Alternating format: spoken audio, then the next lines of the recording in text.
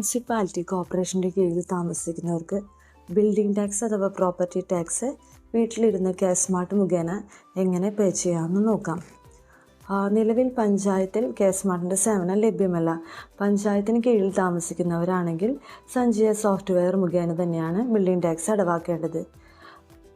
Building tax അടവാക്കാനായി നമ്മുടെ കയ്യിലിരിക്കുന്ന ഫോണിൽ ഗൂഗിളിൽ ക്യാഷ് സ്മാർട്ട് എന്ന് ടൈപ്പ് ചെയ്യേണ്ടതാണ്.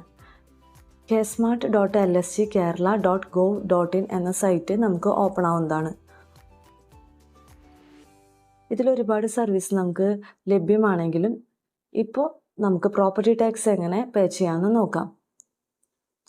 പ്രോപ്പർട്ടി ടാക്സിൽ ക്വിക്ക് പേ എന്ന ഓപ്ഷനാണ് സെലക്ട് ചെയ്യേണ്ടത്. അപ്പോൾ നമുക്ക് സ്മാർട്ട് സെർച്ചും അഡ്വാൻസ് സെർച്ചും വരും. സ്മാർട്ട് സെർച്ച് ബിൽഡിംഗ് ലിങ്ക് ചെയ്തിട്ടുള്ളവർക്ക് വേണ്ടിയിട്ടുള്ളതാണ്. അത് ആധാറുമായിട്ട് ലിങ്ക് ചെയ്യണം. അതിൻ്റെ വീഡിയോ നമുക്ക് പിന്നീട് അപ്ലോഡ് ചെയ്യാവുന്നതാണ്. ഇപ്പോൾ അഡ്വാൻസ് സെർച്ച് വെച്ചിട്ടാണ് നമ്മൾ ബിൽഡിംഗ് ടാക്സ് പേ ചെയ്യുന്നത്. നമുക്ക് ആരുടെയെങ്കിലും ഡോർ നമ്പറും ഡിവിഷൻ നമ്പറും അറിയുന്നുണ്ടെങ്കിൽ ഈ അഡ്വാൻസ് സെർച്ചിലൂടെ ബിൽഡിംഗ് ടാക്സ് പേ ചെയ്ത് കൊടുക്കാവുന്നതാണ്. ഇതിനായി നമുക്ക് ഡിസ്ട്രിക്റ്റ്, ലോക്കൽ ബോഡി ടൈപ്പ്, അതേപോലെ ഡിവിഷൻ നമ്പർ, ഡോർ നമ്പർ ഇതൊക്കെ ഫില്ല് ചെയ്ത് കൊടുക്കേണ്ടതാണ്. ഫസ്റ്റ് നമുക്ക് ഡിസ്ട്രിക്റ്റ് സെലക്ട് ചെയ്യാം. Next local body type. നിലവിൽ മുനിസിപ്പാലിറ്റിയും മുനിസിപ്പൽ കോർപ്പറേഷനുമാണ് ക്യാഷ് സ്മാർട്ടിൻ്റെ കീഴിൽ വരുന്നത്. Local body name. ഇവിടെ വാർഡ് ഇയർ ചോദിക്കുന്നുണ്ട്. വാർഡ് ഇയർ 2 ഇയറാണ് ഇതിൽ ഓൾറെഡി കാണിക്കുന്നത്. 1993, 2013. ലേറ്റസ്റ്റ് ഇയർ ആയിട്ടുള്ള 2013 ആണ് സെലക്ട് ചെയ്യേണ്ടത്. വാർഡ് ഡീറ്റെയിൽസ് നമ്മുടെ വാർഡ് നമ്പർ അല്ലെങ്കിൽ ഡിവിഷൻ നമ്പർ സെലക്ട് ചെയ്ത് കൊടുക്കുക.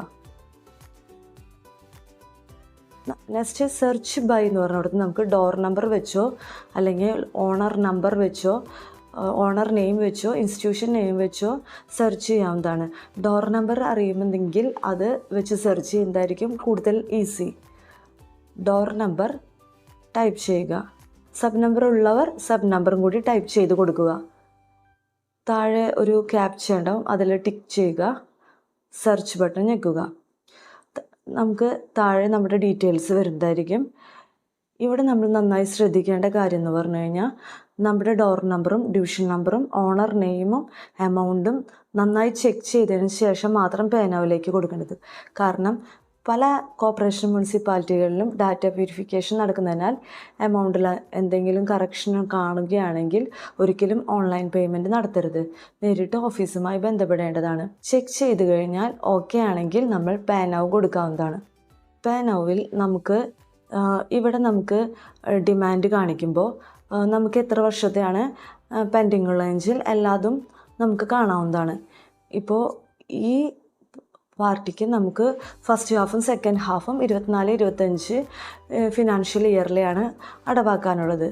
നമുക്കിപ്പോൾ സെക്കൻഡ് ഹാഫ് ഇപ്പോൾ നിലവിൽ അടവാക്കുന്നില്ലെങ്കിൽ സെക്കൻഡ് ഹാഫ് അൺടിക്ക് ചെയ്യാവുന്നതാണ്. നെക്സ്റ്റ് മൊബൈൽ നമ്പർ ടൈപ്പ് ചെയ്ത് കൊടുക്കുക, പേനാവും കൊടുക്കുക. പ്രൊസീഡ് വിത്ത് payment, yes. Payment procedure complete ചെയ്ത് കഴിഞ്ഞാൽ ഇത് നമുക്ക് പ്രിൻ്റ് കൊടുത്ത് സൂക്ഷിക്കാവുന്നതാണ്. എങ്ങനെ നമ്മുടെ പ്രോപ്പർട്ടി ടാക്സ് അടവാക്കിയതിൻ്റെ റിസീറ്റ് മിസ്സായാൽ തന്നെ നമുക്ക് ക്യാഷ് സ്മാർട്ടിൽ കയറി വീണ്ടും പ്രിൻ്റ് കൊടുക്കാനുള്ള ഓപ്ഷനും നിലവിലുണ്ട്. പേയ്മെൻറ്റ് പ്രൊസീജിയർ കംപ്ലീറ്റ് ചെയ്ത് കഴിഞ്ഞാൽ നമ്മൾ ഫസ്റ്റ് പ്രോപ്പർട്ടി ടാക്സ് ക്വിക്ക് പേ സെലക്ട് ചെയ്തതിന് തൊട്ടടുത്തായി ഡൗൺലോഡ് റെസിപ്റ്റ് എന്നൊരു ഓപ്ഷനുണ്ട്. അതിൽ ക്ലിക്ക് ചെയ്ത് ഫോൺ നമ്പറും OTPയും സബ്മിറ്റ് ചെയ്ത് നമ്മുടെ റെസിപ്റ്റ് ഡൗൺലോഡ് ചെയ്ത് പ്രിൻ്റ് എടുക്കാവുന്നതാണ്.